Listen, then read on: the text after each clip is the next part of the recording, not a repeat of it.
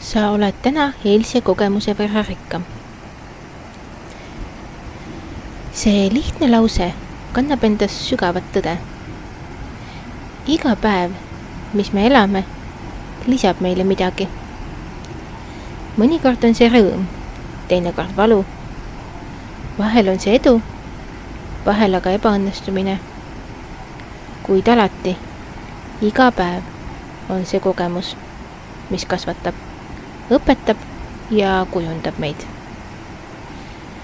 Isegi kui see päev tundus lihtne ja igav, on see osa suuremast puslest, mis ehitab meie iseloomu, arusaamu ja sisemist tugevust.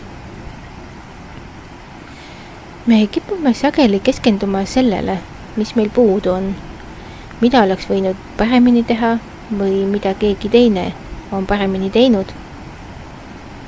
Kuid kui peatuks hetkeks ja mõtleks, mida ma täna tean või tunnen, mida ma eile veel ei teadnud, siis märkame, et me kasvame iga päev natukene.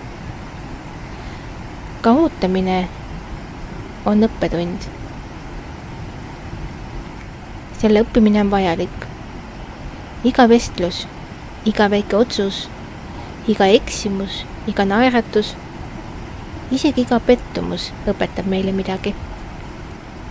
Need väiksed asjad teevadki meid iga päevaga targemaks, kogenumaks ja teadlikumaks.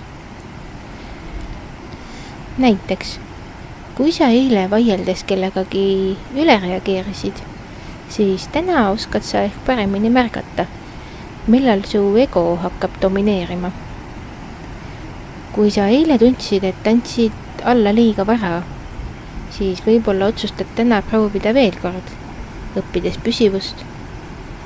Kui sa eile tundsid end üksikuna, siis ehk mõistad täna paremini, kui oluline on hoida sidet iseenda ja teistega. Elu õpetab meid mitte ainult suurte kogemuste kaudu, vaid ka väikeste hetkede kaudu, mida me esmapilgul ei pruugi märgatagi. Isegi vaikuses on tarkust. Isegi eksimuses on väärtus ja just seetõttu ei ole ükski päev raisatud päev.